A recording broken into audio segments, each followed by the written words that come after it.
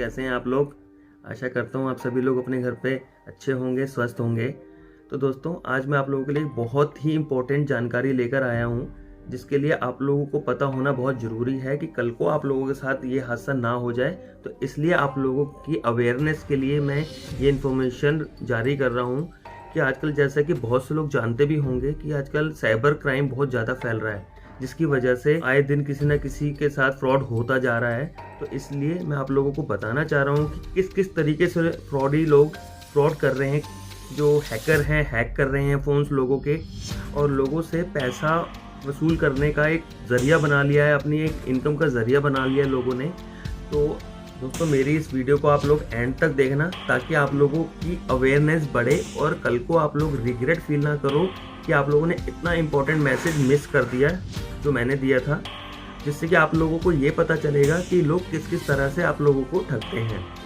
तो मैं बता देता हूँ, अभी हाल ही में एक मेरे दोस्त के साथ में लास्ट 16 नवंबर वेडनेसडे की बात बता रहा हूँ मैं। वो मॉर्निंग में सो के उठा, तो उसके साथ क्या हुआ कि उसके मोबाइल के, उसका एयरटेल की सिम थी वो बंद थी। उसने देखा उसमें नेटवर्क नहीं आ रहे हैं, उसकी सिम वर्क नहीं कर रही थी। तो उसने सोचा कि सिम तो सिर्फ 3 ही रीज़न से बंद हो सकती है, या तो सिम ख़राब है, या मोबाइल ख़राब है, या फिर उसका KYC अपडेट नहीं है। तो उसने मन में सोचा कि चलो कोई बात नहीं, मैं अभी थोड़ी देर बाद चला जाऊंगा एयरटेल के ऑफिस, वहाँ से जाके चेक करवा लूँगा सिम में क्या प्रॉब्लम है। बट उससे पहले उसने सोचा कि मैं अपने दूसरे फ़ोन में अपनी मोबाइल की सिम शिफ्ट करके देखता हूँ, शायद हो सकता है कि मेरे मोबाइल में प्रॉब्लम आ गई हो। तो उसने अपने मोबाइल से निकाल कर अपने एक दूसरे मोबाइल से, जिसमें सिम थी, जिसकी सिम बंद थी, उसमें से सिम निकाल के अपने दूसरे ऑल्टरनेटिव फ़ोन में ट्रांसफ़र कर दी। जैसे ही उसने वो सिम अपने दूसरे फ़ोन में ट्रांसफ़र करी, उसी वक्त उस सिम के नेटवर्क आ गए और एकदम से एक मैसेज भी आ गया कि डियर कस्टमर, आपका KYC पेंडिंग है, जिसकी वजह से आप लोगों की सिम ब्लॉक कर दी गई है आपकी, और आपकी लास्ट कॉल जो है एयरटेल ऑफिस से आज की है, इतने बजे की है, please call immediately on this number, support team Airtel 24/7। तो उसे लगा कि शायद उसकी सिम बंद थी, जिसकी वजह से उसको पता नहीं चला कि कोई कॉल भी आई होगी एयरटेल कंपनी की तरफ से। तो उसे लगा कि चल ठीक है, मैं खुद ही ट्राई कर लेता हूँ, कि शायद एयरटेल कंपनी ने मुझे ट्राई किया होगा सिम बंद होने की वजह से, बट नहीं मिला पाए होंगे। तो उसने खुद से ही उस नंबर पे कॉल कर लिया जिस नंबर का मैसेज आया था। तो दोस्तों, मेरे फ्रेंड ने जैसे ही उस मैसेज में दिए गए नंबर पर कॉल किया, तो वहाँ पर जिस बंदे ने फ़ोन उठाया उससे उसने पूछा कि सर आप कहाँ से बोल रहे हैं। तो सामने से रिप्लाई आया कि भाई हम एयरटेल ऑफिस से बोल रहे हैं, सेक्टर 12 नोएडा ऑफिस से बोल रहा हूँ मैं। हमने आपकी सिम बंद कर दी है क्योंकि आपका KYC अपडेट नहीं हुआ है। तो आपको KYC अपडेट मैं अभी कर देता हूँ, आपको कहीं जाने की ज़रूरत नहीं पड़ेगी। तो मेरे दोस्त ने मन में सोचा कि चलो ठीक है, मेरे को कहीं जाना नहीं पड़ेगा, मेरा हाथ के हाथ KYC हो जाएगा, फ़ोन पे ही हो जाएगा KYC। तो उन्होंने कहा ठीक है सर, आप मेरा KYC कर दीजिए। तो उसने बोला ठीक है सर, उसके लिए आपका हमारा एक प्रोसेस है, तो आपको वो फॉलो करना होगा। फ्रेंड ने बोला ठीक है, ओके, आप करवा दीजिए। तो उसने सबसे पहले एयरटेल थैंक्स ऐप इंस्टॉल करवाई, क्योंकि उसकी एयरटेल की सिम थी, जिससे कि वो सामने वाले का ट्रस्ट जीत सके। सेकेंडली, इंस्टॉल करवाने के बाद उसको थोड़ा सा विश्वास हो गया फ्रेंड को कि हाँ यार ठीक ही हो रहा होगा। उसके माइंड में कुछ आया ही नहीं कि कुछ गलत भी हो सकता है। फिर उसके बाद उसने एक और एप्लीकेशन इंस्टॉल करवाई, जो कि support team, Airtel support team, ऐसे ही सपोर्ट। उसने बोला कि आप प्ले स्टोर पर जाके क्विक सपोर्ट भी आप इंस्टॉल कीजिए। तो उसने क्विक सपोर्ट भी इंस्टॉल कर ली कि भाई एयरटेल की सपोर्ट टीम की कोई ऐप होगी, जिसकी वजह से शायद मेरे को सपोर्ट करवा रहे होंगे। तो उसने वो ऐप भी इंस्टॉल कर दी ये सोचते हुए। फिर एक थर्ड ऐप आई, जो कि उसने वो भी इंस्टॉल कराई, उसका नाम था SMS to phone. SMS to phone, अब वो वहाँ पे भी उसका माइंड वर्क नहीं किया, क्योंकि उसका माइंड ऑलरेडी एक साइड में डाइवर्ट था कि भाई शायद ये एयरटेल का प्रोसेस ही होगा कुछ, कि भाई वो शायद उनको मैसेज आने शुरू हो जाएंगे मेरे को अगर मेरी सिम एक्टिव हो जाएगी। तो ये सोचते हुए उसने बोला चला ठीक है यार, ये भी कर देता हूँ, कोई बात नहीं। तो उसने SMS टू फ़ोन एप्लीकेशन भी इंस्टॉल कर ली। तो सामने वाले हैकर ने सबसे पहले क्या किया कि उसने ये बोला कि आप सबसे पहले ये क्विक सपोर्ट एप्लीकेशन को ओपन कीजिए, और उसमें आपके पास में एक ID आएगी। ID आने के बाद आपके पास एक मैसेज आएगा। तो उसने बोला ठीक है। तो उसने जैसे ही वो क्विक सपोर्ट ओपन की, उसके बाद उसमें कोई ID आई। ID आने के बाद कुछ वो कह रहा कि एक मैसेज आया, सर आपको अलाउ कीजिए। तो उसने अलाउ कर दिया। ठीक है, अलाउ हो गया, तो क्विक सपोर्ट का उसको उसने एक्सेस दे दिया, यानी कि वो उसके मोबाइल की स्क्रीन अपने स्क्रीन पे, फ़ोन की स्क्रीन पे देख सकता था। उसके बाद क्या हुआ, सेकंड नंबर पे फिर उस बंदे ने बोला कि सर अब आप SMS टू फ़ोन पे जाइए, उसको ओपन कीजिए, उसमें आपके पास मैसेज आएगा, उसको अलाउ कीजिए। तो उसने जैसा बोला उसने वैसा ही करता गया वो। उसके बाद उसने बोला कि अब आप एयरटेल थैंक्स ऐप ओपन कीजिए। उसने एयरटेल थैंक्स ऐप ओपन करी। एयरटेल थैंक्स ऐप ओपन करने के बाद बोला कि अब आप सर इसमें 10 रुपये का रिचार्ज कीजिए। तो उसने 10 रुपये का रिचार्ज किया। 10 रुपये का रिचार्ज जैसे ही किया तो उसने बोला कि आप किसी भी मेथड से, पेमेंट मेथड से आप उसका रिचार्ज कीजिए। तो उसने बोला ठीक है मैं करता हूँ। बोला आप क्रेडिट कार्ड या बैंक से किसी से भी कर लीजिए। तो उसने क्रेडिट कार्ड से उसने रिचार्ज किया 10 रुपीज़ का, मेरे फ्रेंड ने। तो जैसे उसने किया तो जब उसने पेमेंट मोड डाला बाय क्रेडिट कार्ड, तो उसने उसकी डिटेल वहीं पे सेव कर दी, क्योंकि वो स्क्रीन पे देख सकता था और वो उसका एक्सेस भी कुछ कर सकता था। उसकी डिटेल सेव हुई, उसके पास में एक्सेस आ गया, मोबाइल की स्क्रीन वो एक्सेस कर सकता था। SMS टू फ़ोन करके उसने इसका एक्सेस भी ले लिया था अलाउ करवा के, और रिचार्ज करवा के उसने पेमेंट मेथड भी ले लिया। अब क्या हुआ, उसके बाद उसने बोला अब आपने सर ये रिचार्ज कर लिया, इसका स्क्रीनशॉट लेके अपने पास रख लीजिए और अब आपके पास में KYC का अप्रूवल का मैसेज आएगा, अब आप उसके लिए वेट कीजिए। मेरा फ्रेंड वेट ही कर रहा था। अभी 2-3 मिनट 4 मिनट हो चुके थे कि इतनी देर में उसके पास में मैसेज आ गया 20,590 रुपये spent from your credit card on from this card number. मेरा दोस्त कह रहा अरे ये क्या हो गया, ये किस चीज़ का मैसेज आ रहा है, ये क्रेडिट कार्ड का मैसेज क्यों आ रहा है मेरे पास। देखा इतनी देर में, देखा कि उसको समझ आ गया कि शायद कुछ स्कैम हो रहा है मेरे साथ में। उसके हाथ कांपने लगे। उसने क्या किया, वही मैसेज पढ़ा कि भाई ये तो पैसे यहाँ से यूज़ हो रहे हैं, इसके क्रेडिट कार्ड से पैसे निकल रहे हैं। उसने क्या किया, उसी मैसेज में उसने पढ़ लिया कि if you are not then please click on the link. तो आप उस लिंक पे क्लिक करके अपनी इस ट्रांजेक्शन को डिक्लाइन कर सकते हैं। तो इमीडिएट उसने उस कार्ड के जो मैसेज पे जो दिया हुआ जो लिंक था उस पर क्लिक करके इमीडिएटली उसने अपने क्रेडिट कार्ड की ऑनलाइन एप्लीकेशन को ओपन किया और उसने इमीडिएटली उन ट्रांजेक्शन्स को वो डिस्कार्ड करने के लिए कोशिश करने लगा। लेकिन उसने पहले कभी किया नहीं था, तो इसलिए उसको पता नहीं था कि भाई कैसे किया जाए। तो करने की कोशिश कर रहा था, उसको करते करते 4-5-7 मिनट लग गए। लेकिन इस बीच उसके कार्ड से सारी ट्रांजेक्शन उसने 3-4 ट्रांजेक्शन कर ली, जिससे कि जितने में कि उसका पूरा का पूरा बैंक अकाउंट क्रेडिट कार्ड उसका पूरा खाली कर दिया और उसके क्रेडिट कार्ड में बचे सिर्फ 60 रुपीज़। जब उसके और फ्रॉड होने से पहले, स्कैम होने से पहले उसके क्रेडिट कार्ड में अवेलेबल जो लिमिट थी वो थी 49,000 रुपीज़ की, जो कि उन्होंने स्कैम करके वो निकाल दी। अब उसके बाद में एक मैसेज आया उसके अनदर क्रेडिट कार्ड का 8,000 रुपीज़ का मैसेज आया। उसने कहा अब ये क्या हो गया। अब उसने फटाफट उस बैंक का अपना एप्लीकेशन ओपन किया, ओपन करके देखा कि भाई 8,000 रुपीज़ की ट्रांजेक्शन और हो रखी है। अब उसने बोला ये क्या हो गया भाई, ये कैसे हो गया। क्योंकि वो हैकर उसका पूरा फ़ोन एक्सेस कर पा रहा था, उसके पास उसकी बैंक की डिटेल्स आ गई थी, एप्लीकेशंस जो थी उसने कहीं ना कहीं कुछ ना कुछ डेटा सेव किया होगा, जिसकी वजह से उनको पता लग रहा था। तो जिस वजह से उन्होंने, ये सब हुआ कैसे, ये सब उसने हैक करने की वजह से उसका पूरा मोबाइल हैक कर लिया था, जिसकी वजह से ये सब उसके साथ में हुआ। तो उसने इमीडिएटली अपना कार्ड ब्लॉक कराया, अपना पहले वाला कार्ड भी ब्लॉक कराया, दूसरे वाला कार्ड ब्लॉक कराया। उसके बाद उसने अपने कस्टमर केयर पे सब पे बात करके उनको अपनी कंप्लेंट दर्ज करवा दी। सबसे पहले उस टाइम उसका माइंड हो गया बंद, तो उसने सबसे पहले उसने मुझे फ़ोन किया, क्योंकि उसे मुझ पर भरोसा था। तो उसने मुझे बोला कि सुमित ऐसा ऐसा मेरे साथ स्कैम हो गया है। तो मैंने उससे पूछा कि भाई क्या तूने अपने कार्ड ब्लॉक करा दिए। उसने कहा यस। मैंने कंप्लेंट लॉन्च करा दी कस्टमर केयर पे। उसने कहा यस। तो फिर मैंने कहा चल फिर मेरे साथ एक एप्लीकेशन, सबसे पहले हम RBI में अपनी कंप्लेंट लॉन्च करेंगे। तो फिर मैं उसको लेके गया कंप्लेंट लॉन्च कराने के लिए। हमने कंप्लेंट लॉन्च कराई। अभी शाम का 6 बजे का टाइम था। हम लोग कंप्लेंट अभी लिख ही रहे थे, टाइप कर रहे थे कि इतनी देर में एक मैसेज आया उसके फ़ोन पे कि उसकी जो ट्रांजेक्शन हुई है वो किसी अननोन नंबर पे एक मैसेज गया उसके फ़ोन से, यानी कि वो फ़ोन अभी भी उसका हैक था। तो उसके फ़ोन से मैसेज गया X नंबर पे, और उस नंबर से अगले 2 मिनट बाद एक डॉट करके मैसेज आया कि यस रिसीव्ड। इट मीन्स जो भी 4-5-6 ट्रांजेक्शन हुई वो उसने अपने थर्ड पर्सन को, अपने साथी को, उसने एक कम्युनिकेशन का जरिया होगा उनका, कि भाई हमने ये ट्रांजेक्शन कर ली है, और सामने से मैसेज आया यस मुझे रिसीव हो गई है। तो दोस्तों शाम को 6 बजे तक भी उस बंदे का जो फ़ोन था वो हैक रहा। इमीडिएट हमने बोला कि भाई अब आप सबसे पहले एक काम करो कि अपने मोबाइल को फ्लाइट मोड पे डालो, और दूसरा अपनी सिम निकाल दो, ज़्यादा हो तो अपना फ़ोन को बंद कर दो। तो कोशिश यही कर सकते हैं कि भाई ज़्यादा से ज़्यादा यही कर सकते हैं, इसके अलावा आप कुछ नहीं कर सकते और कोई ऑप्शन नहीं होता आपको अपने मोबाइल को बचाने का या अपने बैंक अकाउंट को बचाने का।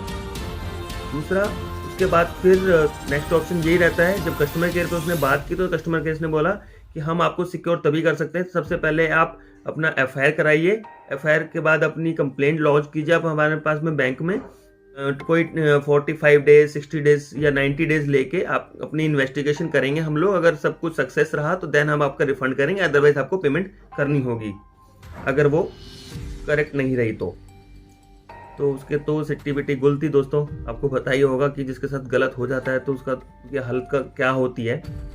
तो उसने कहा कि भाई वो तो रोने लगा मेरे सामने। मैंने कहा भाई अभी क्या ही कर सकते हैं, अभी कल चलेंगे हम FIR करवाएंगे।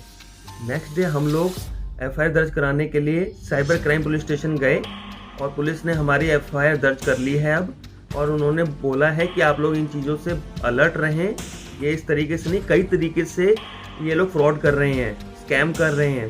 जैसे कि मुझे पुलिस स्टेशन पे जो हमारा जो भी FIR जिसने दर्ज करी थी उसने हमें बताया कि आप लोगों को बता दूं कि आज ही का केस है कि एक लेडीज़ के साथ में क्या हुआ कि एक लेडीज़ उसके पास आई हुई थी, जो कि उसने अपनी प्रॉपर्टी सेल करी थी, 26 लाख उसके पास में आए हुए थे, जिसके लिए कि उसके वो ज़्यादा पढ़ी लिखी नहीं थी, तो उसको थम ही वो लगाती थी, तो वो थम के थ्रू ही पैसे निकालती थी।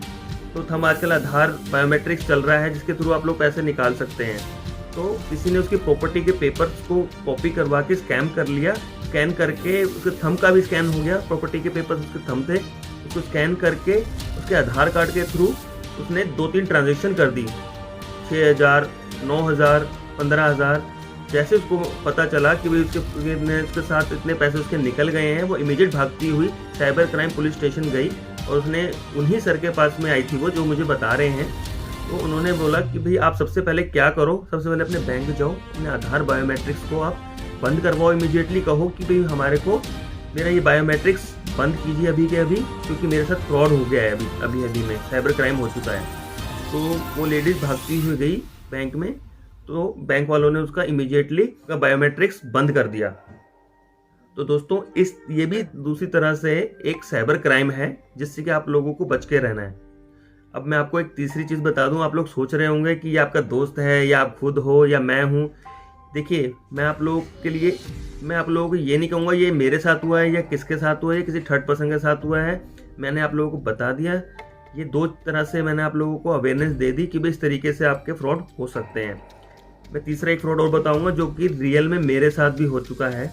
उसमें क्या हुआ था कि मेरे पास में एक पुराना टीवी पड़ा था, पुराना हमारा था 21 इंची का टीवी था। तो उस 21 इंची का टीवी मेरा पुराना था, तो हमें बेचना था। मैंने कहा चल जितना सही रेट कुछ मिल जाएगा तो ठीक, कबाड़े वाले को देने से तो 50 रुपये से ऊपर वो देगा नहीं। मैंने कहा चल कोई बात नहीं, ट्राई मारते हैं। OLX पे कभी मैंने कुछ सेल किया नहीं था, तो मैंने कहा चलो उस पर आज सेल करके देखता हूँ। तो मैंने OLX पे डाल दिया, OLX मैंने रेट डाल दिया उसका 3,500 रुपये। तो वहाँ से नेक्स्ट डे मेरे को कॉल आ गई कि सर आपने टीवी लगाया है OLX पे, तो आप अपना बेचना चाह रहे हो क्या? मैंने कहा यस मैं बेचना चाहता हूँ। कह रहा आपने अभी सेल तो नहीं किया? मैंने कहा नहीं अभी तो नहीं किया। कह रहे ठीक है मैं आपको आपके टीवी के 3,500 रुपये मैं पे करने को तैयार हूँ, तो आपके पास मैं कब आ जाऊँ? मैंने कहा आप जब बोलिए तब आ जाइए, मेरे पास तो पड़ा है टीवी, अभी ले जाइए। तो कह रहे ठीक है, तो मैं ना अभी अपने बेटे को भेज रहा हूँ आपके घर के नियर बाय में, मेरा घर ज़्यादा दूर नहीं है वहाँ से, आपके यहाँ से मुश्किल से 8-10 किलोमीटर होगा, तो मैं अपने बेटे को भेज के आपको पैसे दे के मैं मंगवा लेता हूँ। मैंने कहा ठीक है। तो कहता ठीक है, मुझे आधे घंटे का टाइम दीजिए, मैं अभी अपने बेटे को भेजता हूँ। तो उसने आधा घंटा हो गया, आधे घंटा तो नहीं हुआ, मतलब 15-20 मिनट हो गए। 15-20 मिनट में उसने फिर कॉल किया, उसने कहा कि भाई मेरा बेटा अवेलेबल नहीं है, वो कहीं और निकल गया है, तो मैं एक काम करता हूँ, मैं आपको ना अभी पेमेंट कर देता हूँ, फिर बाद में मेरा बेटा आके आपसे टीवी ले जाएगा। मैंने कहा ठीक है। तो वो कह रहा, मैंने कहा कि भाई आप पहले पेमेंट क्यों करना चाहते हो? कहता है कि भाई एक्चुअली हमारे साथ हम बहुत ट्रांजेक्शन करते हैं, हमारे को पता नहीं रहता कि भाई हमने किसको पेमेंट करी है और किसको नहीं करी है। तो मैं आपको अभी पेमेंट भेज रहा हूँ, आप ले लीजिए, आपको क्या प्रॉब्लम है उसमें, कोई पेमेंट ही तो आ रही है आपके पास। मैंने कहा चलो ये भी ठीक है, मैंने कहा चलो पैसा पहले आ रहा है, बाद में बंदा हमसे ले जाएगा, टीवी तो ले ही जाएगा, मैं कहाँ जा रहा हूँ, मैं तो अपने घर पे ही हूँ। तो उसके बाद में वो बंदा, उस बंदे ने बोला कि ठीक है। उस बंदे ने क्या किया, अपने मोबाइल से उसने बोला कि मैं अभी आपको पेमेंट भेज रहा हूँ, आप अपने पेटीएम में चेक कर लेना। तो उसने बोला, तो उसने क्या किया, उसने ना एक बार कोड उसने भेजा उसने मेरे मोबाइल पे व्हाट्सएप पे। क्या उसने मेरे को बोला, मैंने आपको आपकी पेमेंट कर दी है, आप अपने व्हाट्सएप पे चेक कर लो। मैंने उसमें देखा, मैंने कहा इसमें तो कोई पेमेंट नहीं आ रही। तो कह रहे हैं आप एक काम करो, अपने पेटीएम में जाओ, पेटीएम में जाकर चेक करो, पेटीएम में आपको पेमेंट आएगी। मैंने अपना पेटीएम चेक किया तो उसमें भी कोई पेमेंट नहीं थी। वो कहते हैं एक काम कीजिए, आपकी पेमेंट आ गई है, मैं आपको अभी दिखा देता हूँ। आप अपने पेटीएम में जाइए, पेटीएम में जाके उसने मुझे कुछ सेटिंग वेटिंग के थ्रू बताया कि आप यहाँ से फलानी जगह से जाइए और वहाँ से जाएंगे आप। उसने वहाँ से करते करते ना, तुम जैसे आप लोगों को पता होगा कि व्हाट्सअप में अगर अगर कोई मैसेज आता है तो आप गैलरी में सेव हो जाता है, कोई भी फोटो इमेज मैसेज आता है तो उसने पेटीएम के थ्रू उसने मुझे वहाँ पे गैलरी में पहुँचा दिया, जिससे कि वो स्कैन हो गया। वहाँ पे वो स्कैन हो गया, स्कैन होने के बाद उसमें जो 3500 रुपीज़ लिखे थे वो स्कैन बारकोड के थ्रू मेरे पेटीएम ने पकड़ लिया। तो पेटीएम ने क्या किया कि वो 3500 है, तो उसने मेरे को बोला सर आपको 3500 रुपीज़ दिख गए, आ गए आपको, दिख रहे हैं आपको। मैंने कहा हाँ दिख रहे हैं। अगर आप एक काम कीजिए, इसमें ओके, इसमें सबमिट पे क्लिक कीजिए। तो मैंने कहा सबमिट करा, आपके पास में क्रेडिट हो जाएंगे अभी के अभी सबमिट पे क्लिक करते ही। मैंने कहा ठीक है, मैंने सबमिट किया। तो कह रहा अब आपके पास में ना एक मेरा कोड आया होगा, वो एक कोड आया होगा, तो आप उस कोड को उसमें डाल दीजिए, तो आपके पास अभी मैसेज आएगा कि आपके अकाउंट में पैसे आपके क्रेडिट हो गए। मैंने कहा चलो अच्छी बात है, मैंने डाला। वो OTP था दोस्तों, वो हमें नहीं पता। जब फ्रॉड हमें कॉल करता है, हमारे दिमाग में लालच घूम रहा होता है कि हमारे को इतनी सस्ती चीज़ के इतने अच्छे पैसे मिल रहे हैं, तो हम लोगों को बिल्कुल नहीं पता चलता, उस टाइम हमारा दिमाग नहीं चलता कि ये पैसा हमारे को मिल रहा है या हमारे पास से जा रहा है। हमने OTP नहीं देखा, मैंने OTP भी नहीं देखा कि वो OTP था, और वो पैसा मेरे को आने के बजाय मेरे अकाउंट से चला गया। अब मैंने बोला कि भाई ये क्या हुआ, ये तो मेरे अकाउंट से पैसे चले गए। कह रहा ओह सॉरी, अब चले गए क्या, चलो मैं अभी रिफंड इनिशिएट कर देता हूँ आपका। तो मैंने कहा भाई अब तो मैं क्या करूँ, पैसे कट गए, मेरे को तो पता ही नहीं था किस तरीके से कट जाते हैं। मैंने कहा भाई मेरे पैसे रिटर्न करो वापस। मैंने कहा ठीक है सर, मैं आपको रिटर्न कर रहा हूँ। उसने बोला कि मैं आपको एक और भेज रहा हूँ, इससे आपके पैसे आपके कटेंगे नहीं, इससे आपके पैसे आ जाएंगे, रिफंड हो जाएगा। तो उसने सेम प्रोसेस रिपीट किया, उसने मेरे से 3500 रुपीज़ और ले लिए, क्योंकि मुझे पता नहीं था, आई वॉज नॉट अवेयर, मुझे नहीं पता था इस तरीके से स्कैम होता है। तो उसने मेरा माइंड डाइवर्ट करके मुझे ब्लॉक कर दिया, मेरा माइंड ब्लॉक कर दिया था, इसकी वजह से मेरे साथ स्कैम हो चुका है। तो दोस्तों ये मैंने अपने साथ आप बीती आप लोगों को बता दी, तो ये मेरे साथ भी हो चुका है। तो ये 2-3 किस्से हैं जो कि आप लोगों को पता चले हैं, ये मैंने अपना पर्सनली मैंने देखा है, जो मैंने अपनी आंखों से देखा है, वो लाइव एक्सपीरियंस आप लोगों के साथ शेयर कर रहा हूँ, ताकि आप लोग भी इस चीज़ के लिए अवेयर रहें, आप लोगों के साथ कुछ भी गड़बड़ ना हो, कुछ भी किसी के साथ भी स्कैम ना हो। ये 2-3 तरीके के जरिए, लेकिन इसके अलावा भी और भी 2, 4, 10, 15, 20, 50, 100 कोई भी जरिए हो सकते हैं जिसके ज़रिए आप लोगों के साथ फ्रॉड ना हो। इसलिए आई ऑलवेज विश कि आप लोगों के साथ हमेशा अच्छा हो, बुरा किसी के साथ ना हो।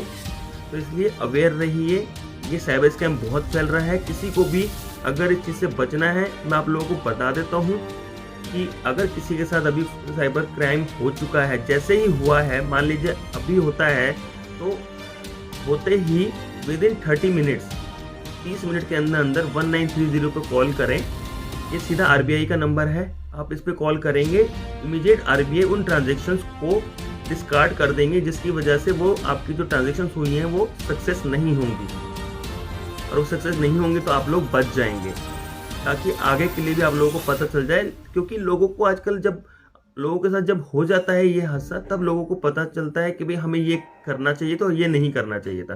तब कहते हैं यार काश मैंने ये कर लिया होता, शायद मैंने उसको नहीं बताया होता, तो ये सब मेरे साथ हादसा नहीं होता। तो दोस्तों मेरी आप लोगों से हाथ जोड़ के रिक्वेस्ट है कि प्लीज़ जानकार बनिए। RBI की एड्स आती हैं टीवी पे आजकल, अमिताभ बच्चन ऐड करते हैं और भी हमारे क्रिकेटर्स भी ऐड करते हैं। तो आप लोग ये सब नोट्स वगैरह पढ़ते रहा कीजिए। आजकल न्यूज़ में आते हैं, एड्स इसीलिए दी जा रही हैं कि आजकल क्राइम बहुत बढ़ रहा है। मुझे पुलिस ने बताया था अगले हर 5 मिनट के अंदर एक क्राइम होता है आजकल, साइबर क्राइम हो रहा है, जिसकी बहुत ज़्यादा उनके पास कंप्लेंट्स आ रही है। तो पर मंथ की एवरेज उन्होंने बताया कि 5000 कंप्लेंट्स हर मंथ, हर महीने उन लोगों के पास आती हैं। तो दोस्तों, आप लोगों की अवेयरनेस होगी तो उन लोगों के पास कंप्लेंट्स नहीं आएंगी। और आप लोगों को कंप्लेंट्स के लिए, आप लोगों को कंप्लेंट जाने क्यों देनी है उनके पास? अगर आप लोग अवेयर रहेंगे, आप लोग अलर्ट रहेंगे, तो किसी के पास में किसी को भी कोई दिक्कत नहीं होने वाली है। तो दोस्तों, आशा करता हूँ आप लोगों को मेरे द्वारा दी गई ये जानकारी अच्छी लगी होगी। तो प्लीज़ इस वीडियो को ज़्यादा से ज़्यादा लाइक, शेयर और सब्सक्राइब करें, ताकि ये वीडियो और भी लोगों तक पहुँचे और लोग अलर्ट रहें और अपने आप को बचा सकें, ताकि किसी और के साथ में दोबारा से इस तरह से कोई फ्रॉड ना हो। तो प्लीज़, थैंक यू। जय हिंद, जय भारत।